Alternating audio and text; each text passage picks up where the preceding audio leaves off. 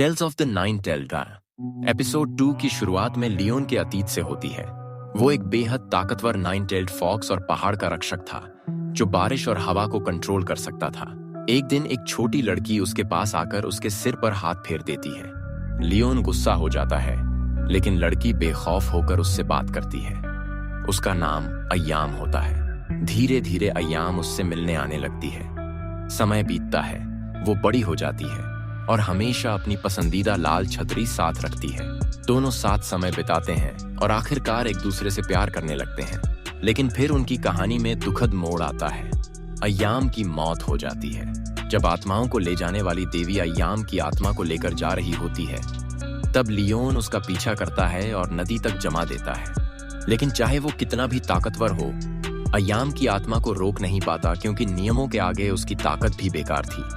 अपनी मोहब्बत को खोते हुए लियोन टूट जाता है। जाते जाते वो अय्याम से कहता है, दोबारा जन्म लेना, मैं तुम्हें जरूर ढूंढ लूंगा। इतना कहकर वो अपनी फॉक्स बीड उसके मुंह में रख देता है। जाते जाते लियोन अय्याम से कहता है, दोबारा जन्म लेना, मैं तुम्हें जरूर ढूंढ लूंगा। फिर वो उसके मुंह में फॉक्स बीड रख देता है। समय बीतता है। इस दौरान लियोन कई ऐसी लड़कियों से मिलता है जो अय्याम जैसी दिखती थीं, लेकिन उनमें से कोई भी अय्याम नहीं होती। इसी वजह से उसने पहली बार जिया को देखकर जादू से जांचा था कि वो अय्याम है या नहीं। अब कहानी वर्तमान में आती है। लियोन जिया के घर में जागता है। जिया उससे अपने माता पिता को ढूंढने में मदद मांगती है। लियोन खुद को नाइन टेल्ड फॉक्स बताता है। जिया उसे याद दिलाती है कि वो 21 साल पहले भी मिली थी और पूछती है कि उसके माता पिता के साथ क्या हुआ था। लेकिन लियोन साफ कह देता है कि उसे उसके माता पिता को ढूंढने में कोई दिलचस्पी नहीं है। तब जिया उसे उसकी सच्चाई सबको बताने की धमकी देती है। लियोन एक आंख की रोशनी छीनकर उसे सबक सिखाता है और कहता है कि किसी को धमकाने से पहले अपनी ताकत देख लेनी चाहिए। जिया कहती है कि वो सिर्फ अपने माता पिता को ढूंढना चाहती है। इसके बाद लियोन उसकी आंख ठीक कर देता है। रात में जिया बचपन की वीडियो देखकर भावुक हो जाती है। तभी उसे सपना आता है जिसमें उसके माता पिता दिखाई देते हैं और उसकी माँ उसकी तरफ कोई चीज बढ़ाती है। डर कर उसकी नींद खुल जाती है। दूसरी तरफ लियोन आफ्टर लाइफ ऑफिस पहुंचता है और पूछता है कि क्या अय्याम दोबारा जन्म ले चुकी है। वहां की महिला कहती है कि दोबारा जन्म लेने वाले का रूप कैसा होगा ये कोई नहीं जानता। वो मजाक में कहती है कि दुआ करो अय्याम लड़के के रूप में पैदा न हुई हो। इस पर लियोन कहता है, लड़का हो या लड़की, सुंदर हो या नहीं, इससे कोई फर्क नहीं पड़ता, मुझे बस अय्याम चाहिए। महिला मजाक में कहती है कि दुआ करो अय्याम लड़के के रूप में पैदा ना हुई हो। लियोन कहता है, लड़का हो या लड़की, सुंदर हो या नहीं, इससे फर्क नहीं पड़ता, मैं बस नहीं चाहता कि उसे ढूंढने के बाद वो फिर जल्दी मर जाए। दूसरी तरफ जिया ऑफिस में अपने साथियों के साथ डरावने सपनों की बात कर रही होती है। हैरानी की बात यह थी कि वही सपना उसके 2 साथियों ने भी देखा था। उधर लियोन उस महिला को लिपस्टिक देकर जिया के माता पिता के बारे में पता लगाने को कहता है। बाद में वो जिया से मिलता है और बताता है कि उसके माता पिता का नाम मरे हुए लोगों की लिस्ट में नहीं है, यानी वो अभी जिंदा हो सकते हैं। जिया पूछती है कि वो कहाँ हैं, लेकिन लियोन के पास इसका जवाब नहीं होता। इसी बीच जिया के जिन साथियों ने डरावना सपना देखा था, उनके सपने सच होने लगते हैं। इससे साफ हो जाता है कि ये सिर्फ संयोग नहीं है। लियोन जिया से कहता है कि उसका काम खत्म हो गया है और अब उसे दूर रहना चाहिए। लेकिन जिया उससे मदद मांगती है और कहती है कि इस बार उसे छोड़कर मत जाना। तभी जिया को पता चलता है कि उसकी सहकर्मी की मां की मौत हो गई है, बिल्कुल उसी तरह जैसे सपने में दिखा था। जिया ये बात लियोन को बताती है। लियोन कुछ सोचता है और पूछता है, क्या तुम सच में मेरी दुनिया देखना चाहती हो? बाद में जिया स्टूडियो में अपना सामान लेने जाती है। वहां एक आदमी जमीन पर पड़े सिक्के उठाता है। सिक्के देखते ही उसकी आंखें लाल हो जाती हैं और वो उन्हें खाने लगता है। ये देखकर जिया डर जाती है।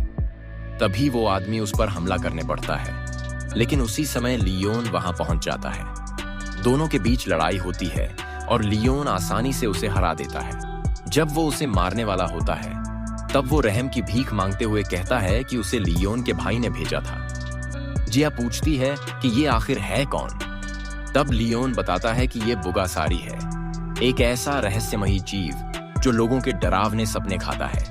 तब जिया को समझ आता है कि उन सभी अजीब सपनों के पीछे यही जीव जिम्मेदार था। बुगासारी वहां से भाग जाता है लेकिन भागते भागते जिया को पकड़ लेता है।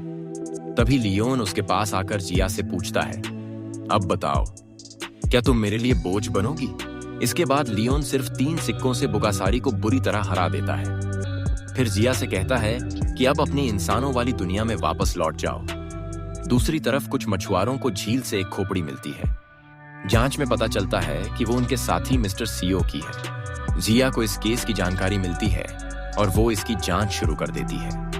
उधर मिस्टर सीओ की मौत की जांच चल रही होती है। तभी वहां लियोन का भाई लीरंग पहुंचता है। साफ दिख रहा था कि हर अजीब घटना के पीछे कहीं न कहीं उसका हाथ है।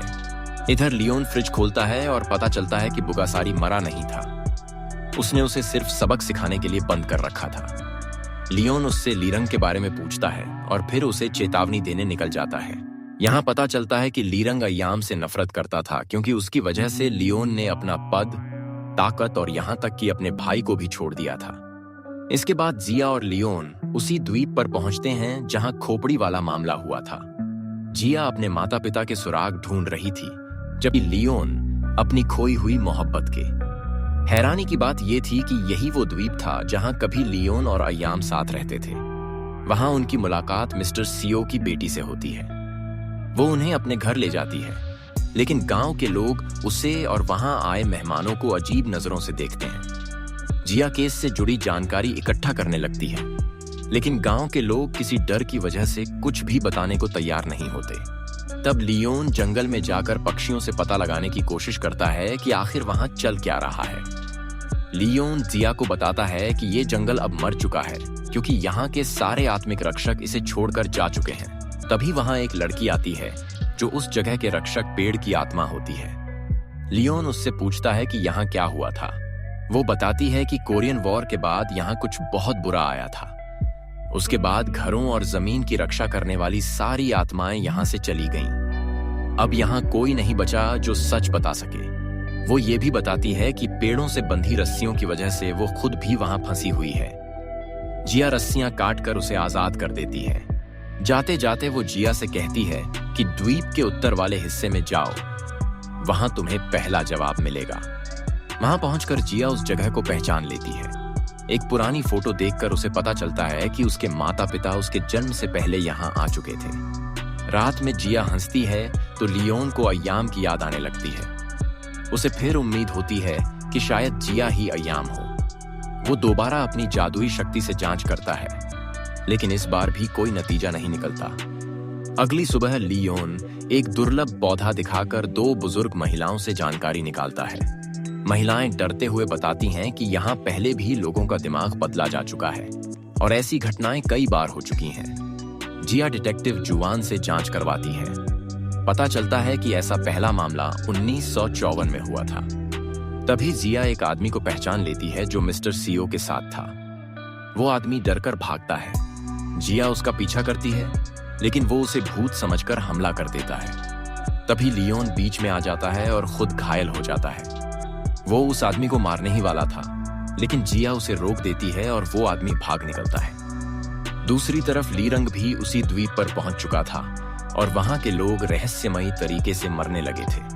बाद में लियोन जिया के घायल कंधे पर दवा लगा रहा होता है। तभी अचानक कुछ ऐसा होता है कि वो उसका गला पकड़ लेता है। क्या तुमने अपनी लापरवाही का नतीजा देख लिया? फिर जिया मुस्कुराती है और कहती है, मैंने तुम्हें बहुत समय बाद देखा है। लियोन पूछता है, तुम कौन हो? जिया कहती है, वही जिसका तुम इंतजार कर रहे थे। लेकिन मुझे एक बात बताओ, तुमने मुझे क्यों मारा था? और यहीं पर एपिसोड खत्म हो जाता है। तो आपको ये एपिसोड कैसा लगा? कमेंट करके जरूर बताइए। और ये भी बताइए अगर वीडियो पसंद आई हो तो वीडियो को लाइक करें, शेयर करें और अगर चैनल पर नए हैं तो सब्सक्राइब जरूर करें। मिलते हैं अगले एपिसोड में।